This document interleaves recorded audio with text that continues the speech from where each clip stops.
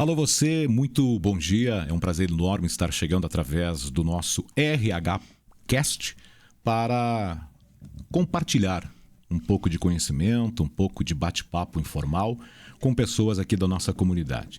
E hoje estou recebendo aqui o Eno Weber, popular Webinha, para falarmos sobre um evento que ele coordena há um bom tempo já, intitulado Café dos Homens, que a gente vai espraiar na sequência um pouco mais, para falar também do colunista Eno Webinha, que durante muitos anos assinou colunas muito interessantes, aqui especialmente em Canela.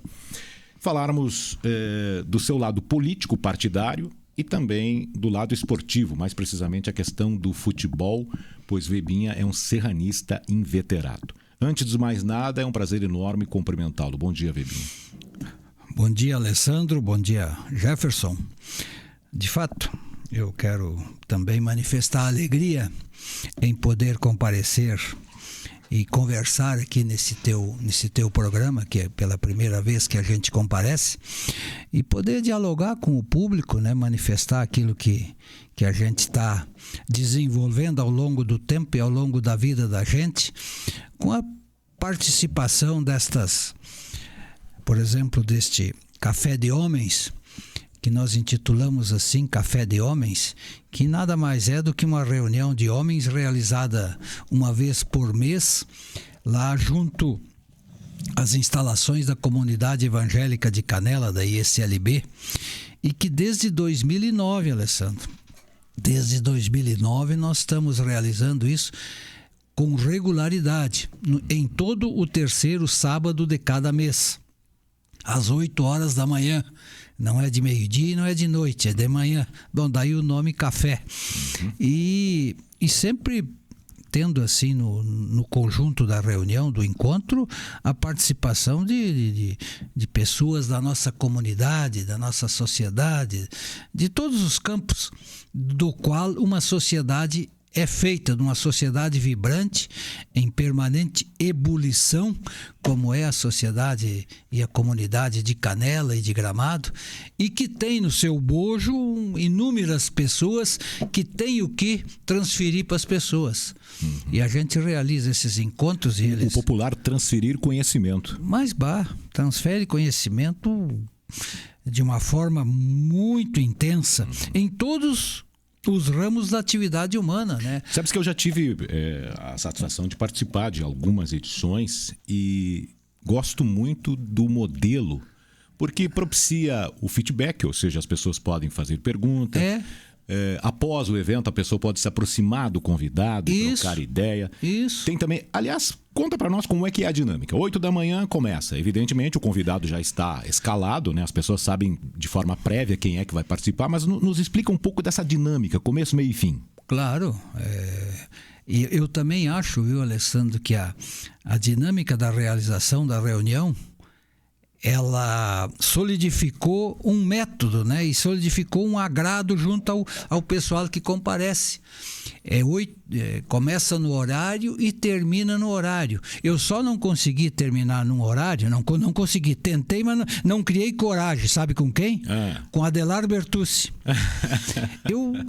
Saudoso. O saudoso Adelar Bertucci, poxa, um ícone da música gaúcha e brasileira.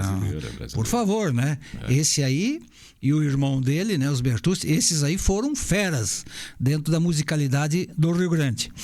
Bom, começou às 8 e tal, o pastor fez a preleção espiritual no início, uma pequena, que também faz parte, né, uns 5 minutos de uma reflexão de cunho religioso, e num segundo momento a pessoa convidada passa a interagir com o público presente, que é em torno de 30 pessoas, 35, 40, quando o dia é mais frio, 25, é assim, a gente já aprendeu isso, mas funciona muito bem. Mas com o Adelar Bertucci, bom, chegou às 10h15, 10h20, hora de terminar, eu olhei pro relógio, eu não criei coragem. Não criei coragem de levantar.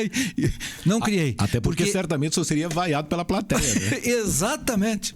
Exatamente.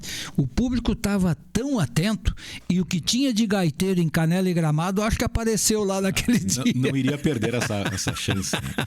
Bom, falando desse episódio do Adelar, de certa forma você já começou a dar a dinâmica. Então temos uma digamos assim, um preâmbulo feito pelo pastor da comunidade, né? Isso. Que aliás é muito sucinto e muito objetivo, muito porque rápido, é positivo, né? Muito positivo, é. Na sequência, o convidado então faz a sua explanação. Isso. O pessoal interage, se quiser, se não quiser. Basta levantar a mão e pronto. 10h15, 10h20 termina e tem um grupo, 2, 3 pessoas, colaboradores preparando o café. Enquanto isso, termina, a gente agradece, dá um mimo pro convidado e toma o café. Segue pro café. Segue por aí, essa é a dinâmica da coisa. Está aberto para todo e qualquer cidadão? É aberto. Tem custos? Não tem custo. Eu ponho uma caixinha lá para tirar o custo do café. Que é... O cara põe 10 pila, 20 pila, põe o que quiser. Se não quiser botar nada, também não põe. Porque eu faço os pastéis lá em casa, eu aprendi a fazer pastel.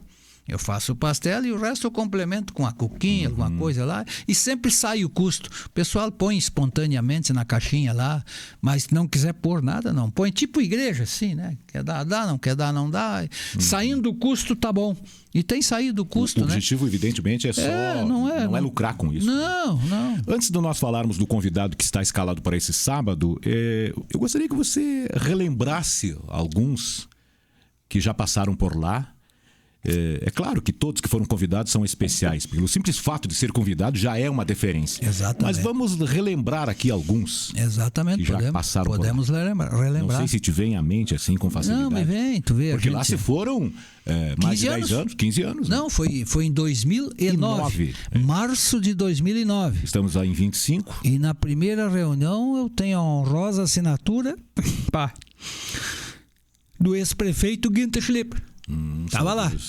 Não me lembro, em 2009, não me lembro se ele era prefeito. Não, acho que não era mais prefeito. Não era mais. Mas ele era membro da comunidade e tal. É meu amigo. Era meu amigo. Estava lá, o Ginter vai prestigiando a gente. Mas desde março de 2009, no terceiro sábado de cada mês, às 8 horas da manhã, a gente faz o programa. Mas tu perguntou se... Alguns convidados, assim, que a gente... Nós tivemos pessoas de renome nacional. Nós tivemos a senadora Amélia Lemos, ex-senadora Amélia Lemos, no pleno exercício do mandato, comparecendo no Café de Homens. Foi num jantar, na primeira do ano. Eu lembro de ter participado de um que a então delegada de Polícia Regional... Também... Elis Reguelin, né? Reguelin. Essa aí.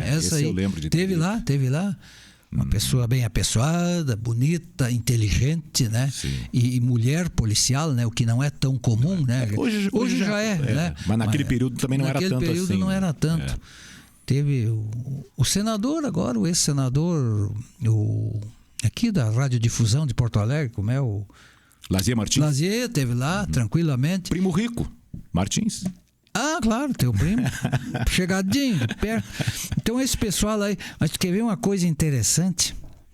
Osmar Miller, empresário Osmar Miller de Canela, ex-vereador, meu colega, na época.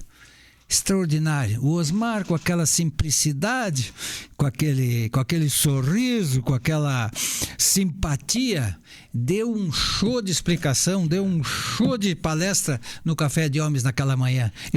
Isso faz, eu acho que já faz 8, 10 anos.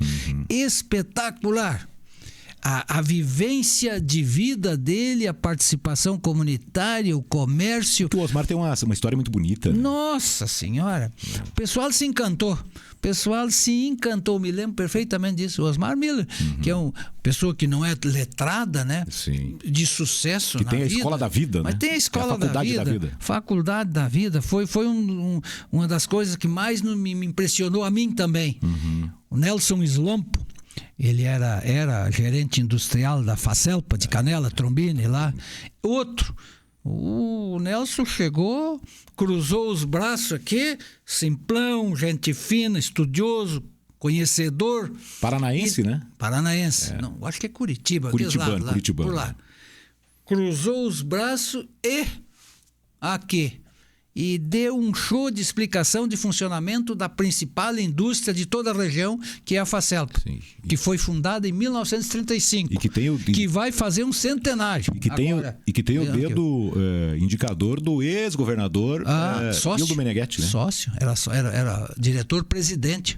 Ele foi fundador da Facelp em 1935, o Meneghetti. E num segundo momento, depois que ele foi governador, ele foi o diretor-presidente durante uns 4, 5 anos. Aí depois foi vendido para a Trombini. Desde então é Trombini, eu acho que 70 e poucos e tal. Mas o Nelson Slompo, uma aula de indústria, uma aula de fabricação de papel, uma aula de história da indústria, sabe? E o ciclo do papel teve lá sua importância nesse país já, né? Ainda tem, né? Mas claro que com uma relevância muito maior nos anos 60, 70. Não, a relevância da indústria Facelpa para o município de Canela. Tu não... Ainda é o maior recolhedor de impostos? Sim, de CME. De CME. É a Trombini. Desde sempre. Desde sempre. Desde 1930 e poucos aí, né? Então, mas a Trombini, o que eu ia dizer?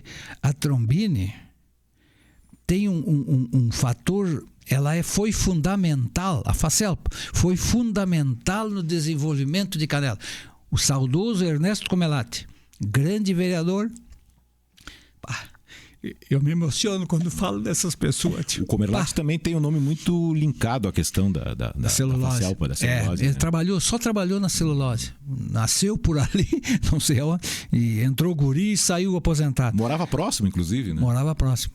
Mas o Ernesto me disse que a celulose, na época da fundação, da ampliação, 1950, 60 até 70, ela abriu mais ruas em Canela, no município de Canela, do que a própria prefeitura. Do que a própria prefeitura. Porque ela tinha trator, 1 ou 2, e ela tinha interesse em ir para o interior para buscar a madeira, para desbravar, para replantar, para essa coisa. E como a prefeitura era mais pobre do que ela na época, ela mesma não hoje a prefeitura é riquíssima, assim como a de Gramado.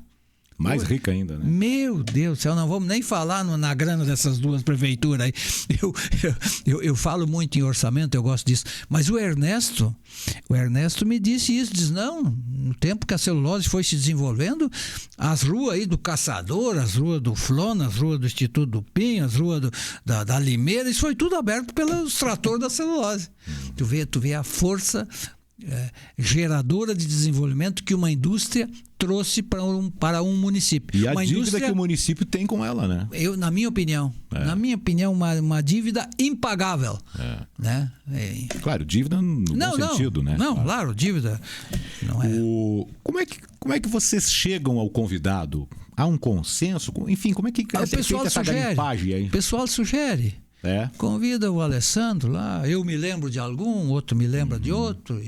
Às vezes a pessoa, algum falha, né? Surge um compromisso, tu tem que arrumar outro lá. As agendas.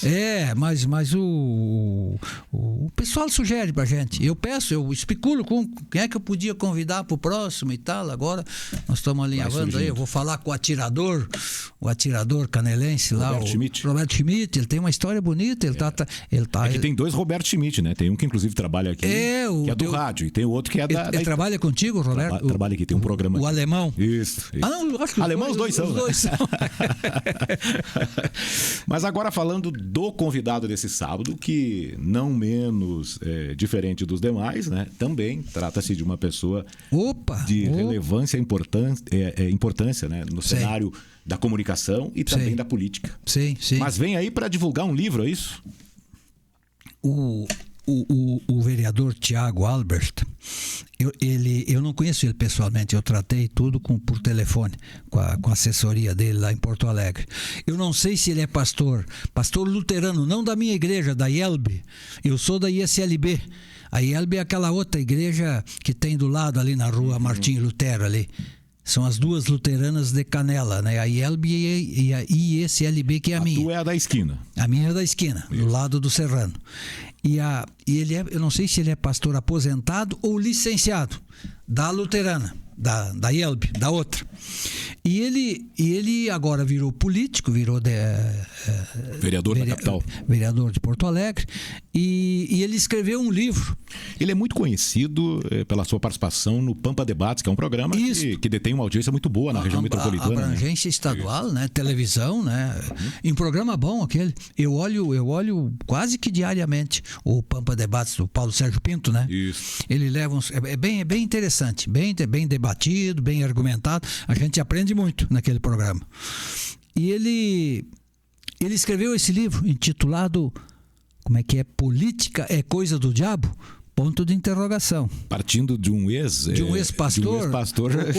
Não, chama atenção, né? Chama. E política.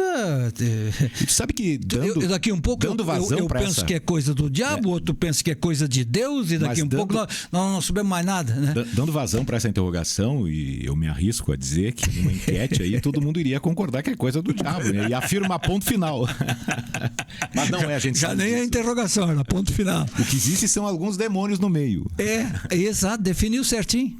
E eu acho que é nessa linha. Como ele escreveu esse livro, é o tema central, de certo, da palestra dele, do debate dele. E é instigante, é muito instigante o tema, né? O título, ele foi muito feliz no livro, que, aliás, é co-escrito pelo Marcel Van Hatten, o deputado federal. O deputado federal com ele, que talvez até venha junto, acho que não, mas tem essa possibilidade. Tem essa possibilidade, né? Então são dois talentos dessa área aí, né? Que vai ser uma palestra muito rica, com certeza, muito legal. Agora sábado, dia 15, 8 da manhã, 19h30, na igreja.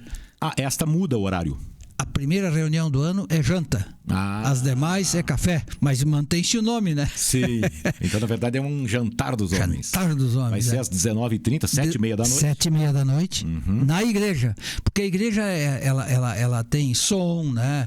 Tem cadeiras. Não vai ser no pavilhão, vai ser na igreja. Na igreja, a palestra. A igreja é na palestra. 7h30. E o jantar lá no pavilhãozinho que atravessa a rua ali. Ali da comunidade ali. Porque a comunidade alugou o pavilhão grande, né? Pro mercado do Inácio Oliveira, né? Tu sabe disso? Sim, o Inácio fez depósito, onde era a quadra de esportes. Perfeito. Mas reservou nos fundos uma área boa, assim, para reuniões, de interesse da comunidade. Que é onde nós realizamos o café de homens normalmente, né? Perfeito. De manhã. Ali, a janta. Então tá aí o convite, né? Reforçado. Tiago Albrecht. É Deutsch, né? Deutsch total. Deutsch total. E estará divulgando o livro que tem por título Política é Coisa do Diabo. É isso aí. Cabe uma interrogação aí. Exatamente. Mas, Vebinha, vamos mudar de assunto agora. E eu quero falar do colunista, Vebinha. Porque uma vez colunista sempre será.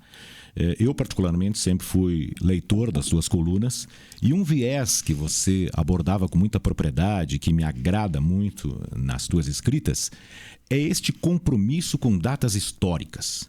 Alguém que resgata e que evidencia datas que marcaram uma comunidade. E toda a comunidade tem suas datas. Que bom que Canela tem alguém que tem essa preocupação de certamente fazer a anotação para depois, né? Compartilhar, né?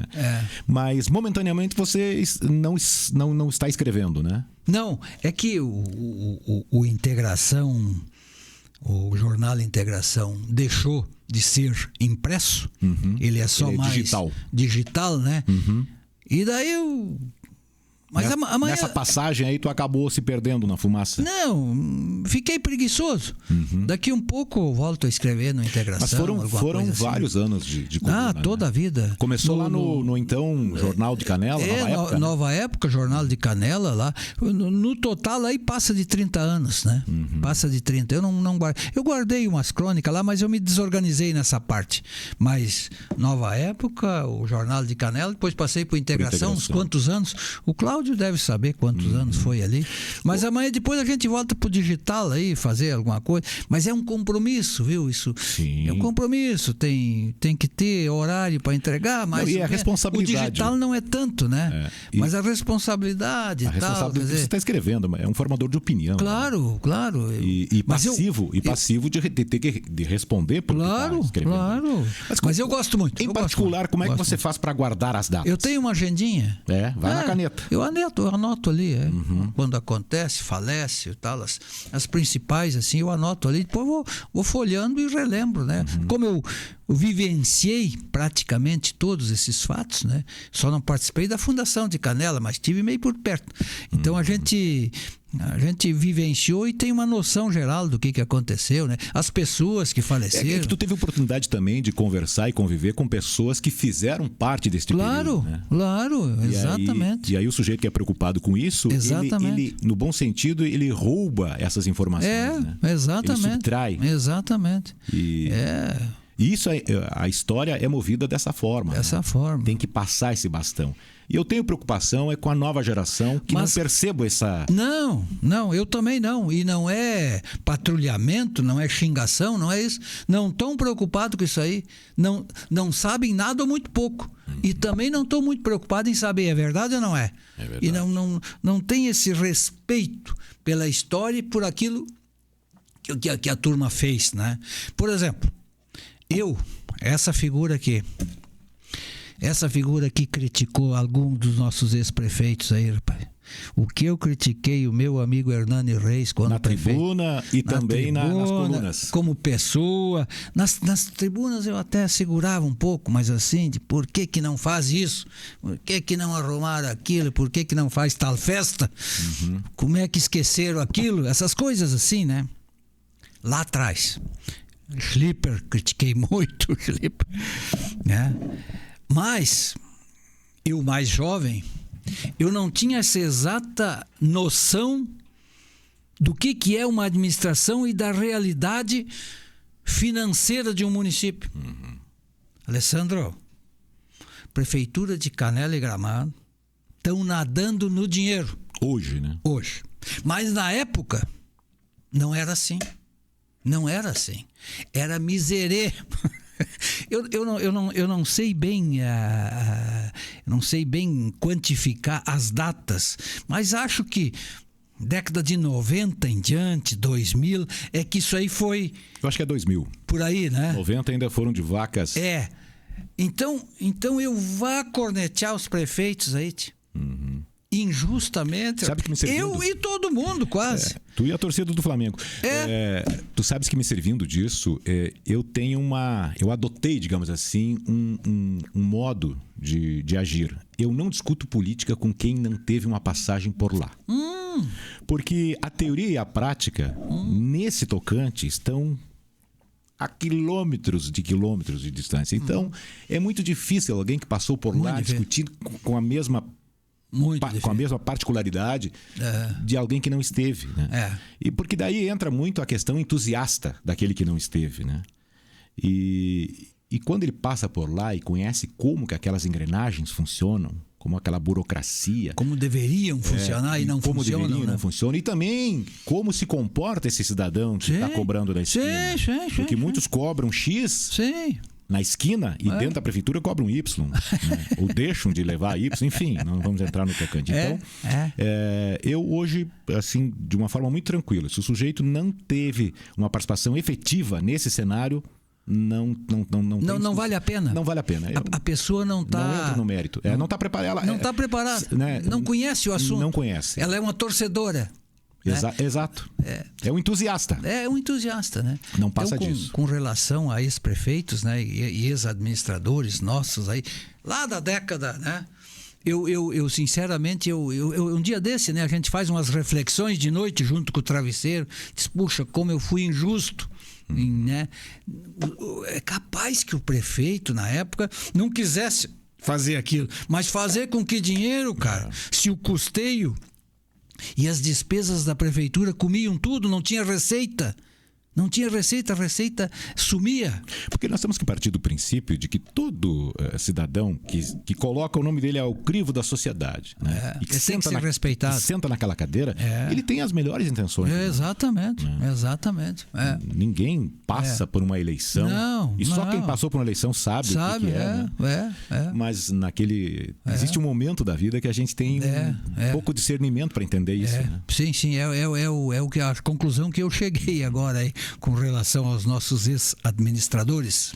Aproveitando já deixa, já que tu nos deu a deixa aí da questão política, vamos aproveitar a tua presença aqui também para falar um pouco mais da política partidária. A gente sabe que você foi vereador 3 ou 4 vezes? 4 vezes. Quatro vezes, né? Foi secretário de... Turismo. Isso lá em... 85, 4, por aí. Como é que você fui vê... 1 ano e pouco, não chegou a 2 anos por aí. Daí eu me acidentei, fiquei uns 3 meses fora, daí fui secretário de governo um tempo do saudoso Hernani Reis. Perfeito. Como é que você vê esse cenário atual polarizado em direita e esquerda e que muitas vezes eu te confesso que até me preocupa, porque tem descambado para um cenário que me assusta? Pois é uma pena. É que nós temos politicamente no país 2 lideranças, né? 2 proeminentes, fora da roda, acima da média. Que é o atual presidente Luiz Inácio Lula da Silva. Luiz Inácio. E o companheiro Bolsonaro, que surgiu né, na eleição aí. Um de um lado, outro do outro. E eles polarizam isso. O Lula, uma liderança incontestável. Ninguém se elege 3 presidentes. Se sabe por quê e como, mas alguma liderança, algum mérito ele tem. E a gente reconhece isso. É uma liderança nacional. Surgiu o Bolsonaro. Pô, é outra fera, né? Vamos se respeitar. Esse homem é líder nacional, do outro lado. Tanto que hoje se fala, por exemplo, do bolsonarismo, né? Bolsonarismo, até isso surgiu, né? Se eu não me engano, o último que teve essa facilidade, né, de transferir dessa forma foi o Brizola, que tinha o brizolismo, né? Brizolismo, aqui no Rio Grande do Sul. Foi mais... regional. Mas não chegou a atingir nível nacional. Não passou o Mampituba. Não passou. Que o Bolsonaro atingiu. Olha, analisando assim friamente a história e com alguma outra observação e tal, líderes nacionais proeminentes ao longo da história republicana brasileira, nós tivemos 3, né? O Getúlio, que é do teu tempo. Companheiro Getúlio. O Lula e o Bolsonaro agora. É o mais... Não tenha dúvida disso. Todo mundo sabe que vão sacanear o Bolsonaro, não vão deixar ele ser presidente. Mas a liderança... Não vão deixar ele ser candidato, melhor dizendo. Mas a liderança dele é incontestável.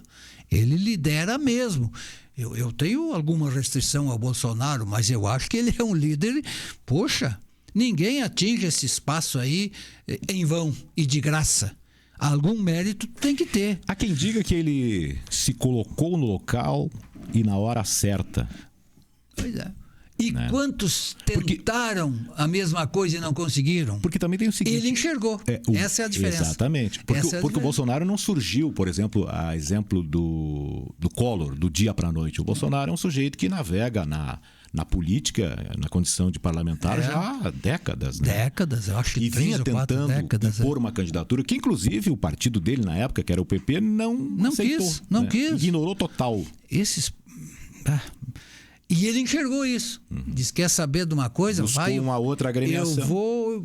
E arriscou e deu certo. Teve discurso para isso, sei lá, como é que se analisa isso? Também, Vebinha, não sei, aí eu tô aqui para fazer o advogado do diabo, né?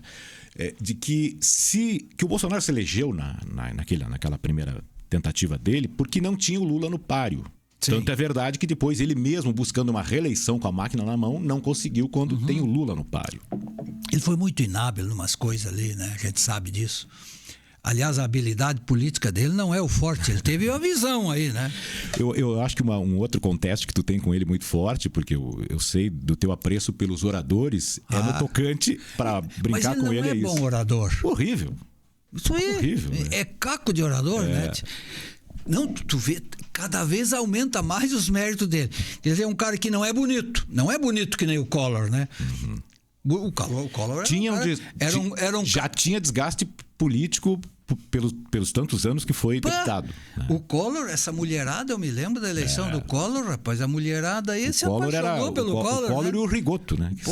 Que tiveram muito voto pela beleza. Vamos deixar claro, eu gosto muito de mulher. Agora, de homem, eu respeito e simpatizo. Agora, o Collor era um cara apresentável, né? Sim. Inegável, claro. Um exemplo em Canela, a eleição do... Vamos fazer uma pequena fofoca aqui que ninguém nos ouça. O Velhinho Pinto, a primeira eleição dele, um balaio de votos o Velhinho Pinto conseguiu porque ser um cara bem apresentável. Jovem, bem apresentável. Eu me lembro disso, rapaz. Eu participei daquela campanha. Tinha umas guriazinhas lá em Canela que tu não tinha chegado se tu não fosse defensor do Velhinho Pinto na época, né? Então tem essa série de fatores. Tu falou em oratória.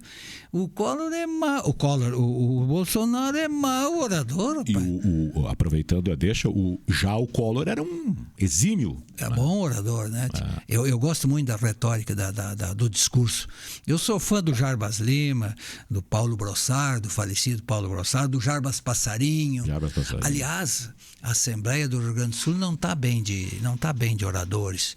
Então, todo mundo mais ou menos que nem eu, assim, comunzão, sabe como é? Mais um discurso de mais refinado. Conteúdo, mais refinado. Pedro Simão, quando era jovem, era bom. Né? Ele agora envelheceu, perdeu o pique, perdeu a corrida, né? Mas ficamos por aí. O Rio Grande sempre teve bons oradores, né? Simval Guazelli, essa turma. Então eu sempre simpatizei com esse tipo de... Não, e sabendo disso, por isso que eu comentei que certamente é uma coisa que falta. E o Collor não preenchia nem esse quesito aí, nem o da boa oratória, né? Nem esse. Ele é um fenômeno, viu? É um fenômeno político esse cara. Queiram... defendam ou não defendam, mas é um fenômeno político, tranquilamente.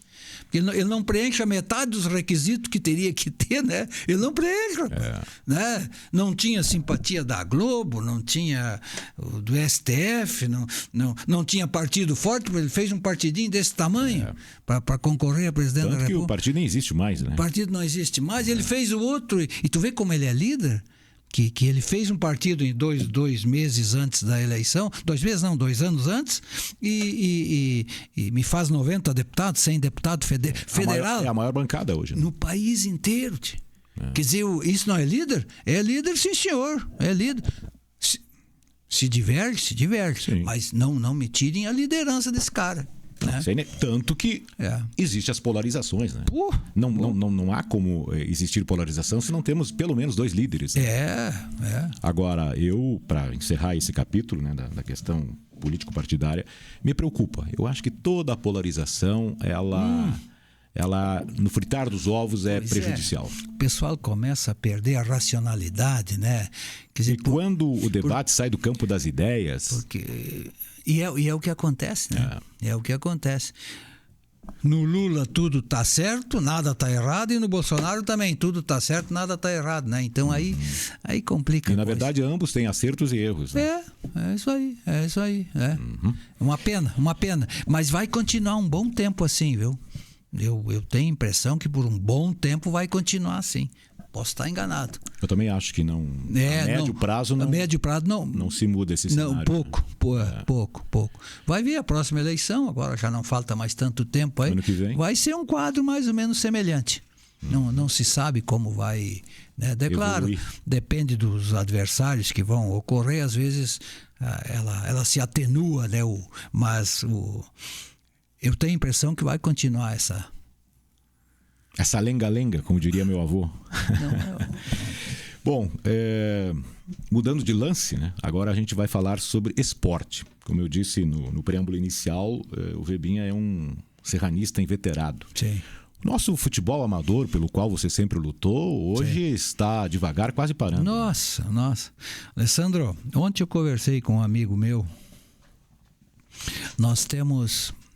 Basicamente, em Canela, nós tínhamos, há bem pouco tempo atrás, 3 alicerces culturais, que eram futebol, carnaval e tradicionalismo. Teatro e tal. Não necessariamente nessa ordem. Não. É basicamente o que eu enxergava assim, na cultural. E mais alguns outros, claro. Futebol está em véspera de desaparecer. Futebol de campo, não existe mais time em Canela, nenhum clube, nada. De salão tá mambembe, tá se arrastando. 30 anos atrás nós fazíamos campeonatos de lotar o Maristão. Nós trouxemos, eu era presidente do CMD na época, nós trouxemos uma vez o Grêmio e uma vez o Internacional. Na época eles tinham clubes, tanto o Grêmio como o Internacional participavam do futsal. Trouxemos um ano, o outro ano o outro, para entregar as faixas para o campeão municipal de Canela. Deporte, Forrageira, não me lembro quem. Times consistentes e bons jogadores, viu? Eu fui olhar umas rodadas aí de futebol de salão ano passado, numa boa, né? Mas estamos... Não, tá... Como lazer, como recreação, tudo bem, mas uma coisa assim mais, tá decadente. Então, futebol de campo desapareceu, futebol de salão não tá bem. Outros esportes praticamente nunca existiram com solidez, né? E tal. Então, tá havendo algum esforço para reanimar isso, mas não vejo como. O carnaval desapareceu total, não restou cinza, né? Nem cinza para enterrar não tem mais, nem a quarta-feira. Eu acho que aqui também, em Gramado também, está meio decadente também, se compararmos com os anos 2000... E o tradicionalismo, esse não. Canela é expoente no tradicionalismo do Rio Grande. Mas eu acho que já tivemos rodeios melhores, cavalgadas melhores. Com certeza. Não, muita falha. Mas sobrevive ainda. Muita falha, muita dependência de verba pública, o que não é bom. Mas ainda é, tomara que continue sendo, o forte em termos culturais de Canela, que o povo gosta muito. Ontem eu falei com um tradicionalista e disse que em Canela tem mais de 400 laçadores. 400? É muita gente. Mas tu tá louco? Eu não tenho esses números. E um detalhe, e aí, né, para você que torce por isso, dá para vibrar. Muito jovem participando. Muito jovem, família, filhos. Então isso aí está fortalecendo a ideia. E o pessoal gosta, gosta de botar uma bombacha. Isso é bonito, rapaz. É a nossa tradição, né? Gosta de botar um lenço, né? Não tem nada sendo divulgado em determinadas épocas. Aí tu encontra o cara com bombacha, faceiro da vida. Isso é bonito, barbaridade. Se encontra muito em outros municípios também, mas é um forte de Canela. Essa linha aí é muito forte. Mas nem tudo está tão perdido. O que tu me diz, por exemplo, do goleiro do Inter, que é um canelense? Pois eu conheci esse rapaz, só conheci, não tenho amizade com ele. Porque a mãe dele era minha vizinha ali no Oswaldo Aranha, né? Sim. E ainda ela possui ali... Spear, como é? A Spear lá. A mãe do Anthony. Anthony, isso. Não, tá consagrado. Tu que já foi olheiro, qual é a tua visão do Anthony enquanto atleta? Vai se firmar. Tem feito uma boa campanha. Claro. A propósito, domingo, a grande finale. Né? Quem é que ganha? Não, ganha o Internacional. Não tem volta. E olha, eu quando eu digo que eu sou cruzeirista, do tempo do Hofmeister aqui em Porto Alegre, agora em Cachoeira, ninguém acredita, mas eu sou cruzeirista mesmo. Eu torço que o Cruzeiro sobreviva. Eu vi um jogo na minha vida. Cruzeiro em 75 na grande final, tu torceu pro Cruzeiro então? Não, aquele era o Mineiro, não era o Mineiro. Eu sou do Cruzeiro Gaúcho. Do Gaúcho. O Gaúcho. Não é o Mineiro, é o Cruzeiro Gaúcho. O do Rio Grande aqui. Como é Cruzeiro RS, eles põem. Esse aí. Aliás, ninguém acredita, mas eu sou há muito tempo. Tu vê como é que é o futebol, né? A paixão do brasileiro pelo futebol. Primeiro, que se o brasileiro fosse tão fiel na política como é no futebol, nós teríamos quadros interessantes. Um pouquinho mais de respeito, né? Quem tá te ligando aí? Ó. Então desliga essa bronca aí. Ainda se servindo disso, só para complementar minha ideia aqui, além dessa questão da fidelidade que tem, não raramente as pessoas têm um segundo time. Eu, por acaso, hoje estou aqui, ó, com a camiseta do meu segundo time, que é a Ponte Preta. Pois é. Uma paixão que surgiu quando era criança, não sei nem explicar. A gente não consegue explicar, né? Eu tenho camisetas da Ponte Preta e agora vou te contar uma particularidade. Eu cheguei a dizer algumas vezes que a minha camiseta da Ponte Preta poderia ser objeto até de uma tarefa de gincana, né? De tão atípica que é. Pois um belo dia, quando o estúdio da Rádio Massa era lá na Floresta, no bairro Floresta, eu saio do programa para ir tomar café e na rua cruzo por alguém também vestido com a camiseta da Macaca. Não resisti, fui procurar eles. Eu tô morando aqui em Gramado faz 2 anos, eu vim de Campinas, eu sou da Ponte Preta também. Então, ele e um outro sujeito que também morou lá em Canela foram as únicas pessoas que eu sei que eram torcedores. Agora, esses eram torcedores em primeira mão. Eu sou em segunda mão, né? Eu sou colorado e no segundo momento é que sou da Ponte Preta. O pessoal realmente é fiel. É muito comum, né? Essa coisa do segundo time. Tem, passou a ter, passou a ter de uns anos para cá. Lá antigamente não tinha essa história de segundo time. Agora tem. Torço pro fulano, mas também, né? Uma coisa simpatizo com o Beltrano. Sim. Agora, dificilmente um colorado vai ter o segundo time, o Grêmio e vice-versa. Não, isso eu ainda não observei. Aí é polaridade total. Mas então, tu acha que da Inter não tem volta? Mas é bom, rapaz, é boa a polaridade, né? No futebol. No futebol é bom. Aliás... Porque ali ela é salutar, né? Aliás, o clássico... O Grêmio só é o Grêmio porque tem o Inter e vice-versa. Claro. Né? Aliás, o nosso na nossa região aqui, Serrano e Gramadense, isto era disparado eu acho que a nível amador não tinha na região e no estado algo semelhante. Muito forte a rivalidade, muito forte Serrano e Gramadense, por causa das duas cidades. Hoje passou um pouco isso, porque o pessoal trabalha aqui, trabalha lá, mas há anos atrás isso não existia. Tu vivenciou isso. Mas era muito forte, rapaz. O pessoal de Canela, aliás, tinha raiva do Gramadense e o Gramadense tinha raiva do Canelense e enchia o estádio, rapaz. Sim. Mas enche por quê? Exatamente por isso. Pela rivalidade. Se não tem bons jogadores, rapaz. Eu vivo... Serrano campeão 2 vezes do Amador, né? 98 e 1967. E o Gramadense também foi campeão. Uma vez. Né? Comprou um título aí, mas ele tinha um bom time. Mas foi meio comprado, mas foi. Uma vez ele foi. Esse campeonato amador, as pessoas de hoje têm até dificuldade de entender isso, mas eram centenas de participantes, né? Em torno de 140, 150, década de 70. E foi diminuindo. Aqui na região tinha São Francisco, através do... do Atlético e do Dyer, um período pequeno. 2 times. Canela também, né? Celulose e Serrano, Celulose e Tricolor. 3. Gramado. Mas o Tricolor resistiu pouco tempo. Mas participou. E um ano participou o MAC Atlético Clube. Um ano só. Chegou a ter 4 participantes. Mas só um ano, o MAC. E eu acho que uns 2, 3 anos, 3 times. E depois sempre Serrano e Celulose. O Serrano, tu não sabe dessa particularidade, desde que iniciou o campeonato amador da Federação Gaúcha de Futebol Oficial, o Serrano participou. De todas, né? 1940, por aí... Né?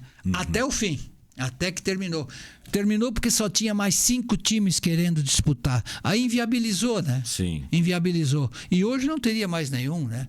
Eu fico, mas o Serrano falhou, tinha que ter achado alternativa, ou profissionalização. O que o Gramadense fez, aliás. Né? Que o Gramadense fez. Ou até tem ligas aí, tem ligas organizadas praticando futebol amador aí. Tivesse havido um interessezinho maior aí, poderia estar funcionando ainda, mas...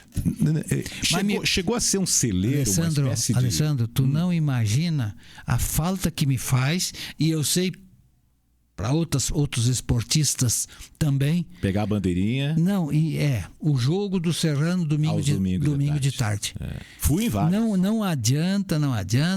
Quando isso passa, isso é que nem quando a gente perde os pais da gente, daí tu começa a analisar verdadeiramente os valores que esses pais significado, né? Passaram pra gente e daquilo que a gente poderia ter feito para eles e não fez. Todo mundo. Né? Aí depois que se passa, eu tenho alguma, né? Mas em geral eu tentei cumprir a minha parte como filho, né? Mas no futebol é a mesma coisa. Depois que parou o futebol, eu me lembro... Os domingos não são mais os mesmos. Não são. Que coisa, né, tia? É cultural, né? É cultural, era a turma... Todo mundo se encontrava lá. Era a turma da gente, era cornetear um canelense, elogiar um canelense, assim, né? Mas era o teu jogador ali, a tua turma, o fulano tá jogando no Serrano, fulano não tá... Assim, era um... E eu não posso me furtar, já que falei do Antony. Numa boa, eu, sinceramente, eu não vejo grande graça de tu ir olhar um jogo do Grêmio do Internacional lá. É um passeio. Não, e é tão verdade o que tu está dizendo que eu até escrevi isso.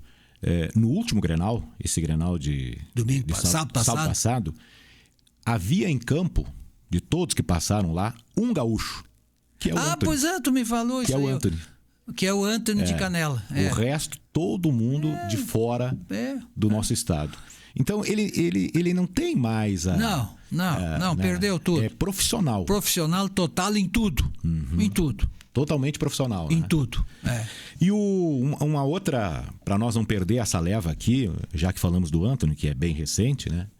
Nós temos o Picasso, o Picasso, que é canelense, que foi um grande goleiro do Grêmio. E veja, goleiro, né? Goleiro. Agora me ocorre essa particularidade. Tu veja que também foi goleiro. Deixa eu te contar. Tem uma história que ele não foi para a seleção brasileira.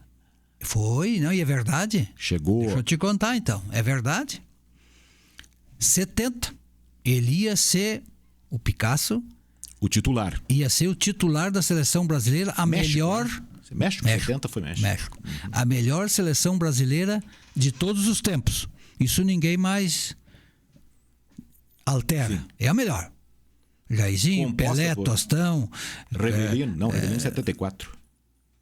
Não sei lá como é o lateral direito, Carlos Alberto, Brito, Piazza e Everaldo, goleiro Félix, Clodoaldo, Gerson e Rivelino. Clodoaldo, Gerson e Rivelino. Fazia parte. Jairzinho, Pelé e Tostão. Basicamente era essa aí. Essa seleção, o titular ia... Chamada Seleção de Ouro. Seleção de Ouro. Essa seleção ia ter um canelense como titular da melhor seleção do mundo. Sabe o que aconteceu?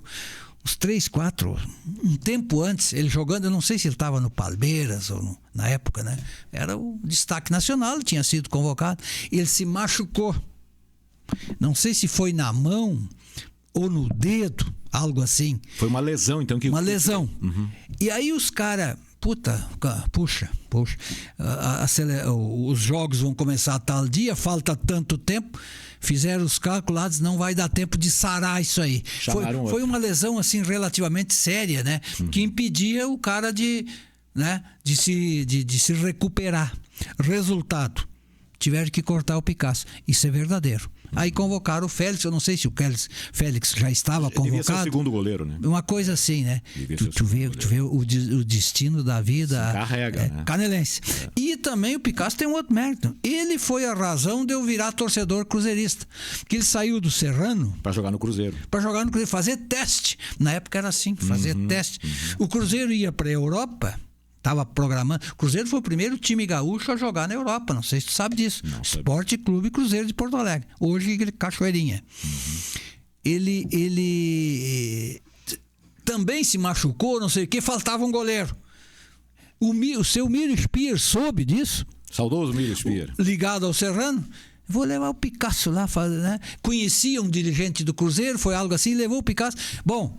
Dizem que 2, 3 semanas depois o Picasso estava na Europa, do Serrano para a Europa. Eu não sei se ele jogou lá ou não jogou. Mas foi com a delegação. Foi com a delegação, rapaz. Jogando com o Real Madrid, um timezinho desconhecido, né? Cruzeiro foi o primeiro time gaúcho a jogar com o Real Madrid. E empatou lá. Não sei se foi 0-0 ou 1-1. Empatou, rapaz. Tu vê o nível que o meu Cruzeiro teve já, né? Com o Picasso. Tu sabes que a minha particularidade com o Picasso foi num jantar que no Clube Serrano foi feito. Fui eu que... E foi o dia que eu conheci ele. Bela pessoa. E a emoção veio de eu, quando piá, ouvindo a Rádio Guaíba. Guaíba. Com meu pai, né? E o Resolim, olha, o saudoso Resolim era narrador da Guaíba naquela época. E eu lembro, assim, com aquela vibração que o Ranzolin tinha. Sabia dar, né? Espalma Picasso. E aí, anos depois, consegue... eu já de cabelo branco tô na frente daquele sujeito, tive a oportunidade de abraçá-lo. Figura humilde, simples. Trave, né? Família Trave. Trave, ali do um filho de um ex-prefeito nosso, Severino Trave, filho dele. Eu acho que ele só tem mais uma irmã em Canela, 2 irmãs, Os demais já faleceram lá. Mas o Picasso está com uns 83, 84, está morando em Porto Alegre. E teve no Café de Homens também. Exatamente. Teve lá. Foi um dos palestrantes, é verdade. Teve lá conversando com a gente lá. Humilde, querido, simpático, reconhecido, gosta de canela. Pá. Bebinha, foi um prazer enorme esse bate-papo que, no primeiro momento, o Webinha estava preocupado. Pô, mas nós temos 1 hora para falar, será que vai ter assunto? Pois é. Olha aí, ó. Pois é, enchemos, esperamos não ter enchido, né? Colocar aí, ampliar a pauta para as suas namoradas aí... Mano, aí nós amanhecia. Foi um privilégio enorme recebê-lo aqui e com certeza, né? Até o Jefferson gostou dessa. Ele não para de rir. Com certeza, você certamente colaborou muito com esse espaço, repassando esses conhecimentos, essas experiências de vida. Eu posso vir de novo outro dia, claro. Aí a gente tem coisas interessantes para falar. Sabe que esse estúdio aqui, ele tem porta, mas não tem tramela. Nossa nova administração, da JEP. Cara, não falamos da JEP. A JEP, Canela... Bom, não, vamos deixar para outro dia. Como o Canela já fez coisas interessantes. Sobretudo no campo voluntárias, da cultura, né? Voluntárias. E no campo da cultura. Inclusive a JEP sabotada por gente... Lá que não pode emprestar, não pode isso, não pode aquilo. Eu sei de umas histórias. Mas não antecipe que isso é pauta para o próximo. É pauta para o próximo. Não, e coisas atuais também, claro, né? Claro. Temos aí uma nova administração, um prefeito jovem aí. Aliás, nós já tivemos prefeito velho, jovem, doutor, não doutor, colono. Já tivemos de tudo lá no nosso Canela lá. Isso é bom também. Com certeza, essa diversidade. Com certeza não vai faltar pauta para o próximo encontro, porque, como eu disse, né, trata-se de uma pessoa muito interligada com a comunidade canelense. Nós estamos fechando o nosso RH Cast, prometendo estar de volta na próxima sexta-feira. RH, qual é o significado? Região das Hortênsias. É legal. E de sangue também.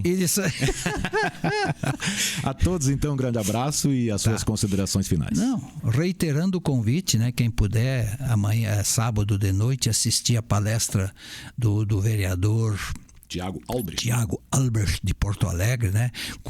Que vai fazer uma divulgação do livro do livro dele, de autoria dele, com o instigante tema Política é Coisa do Diabo.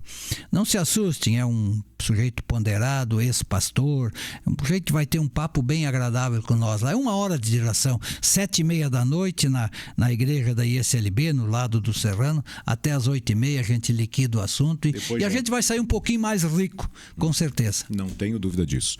A todos um grande abraço e até sexta que vem. Feito. Muito obrigado.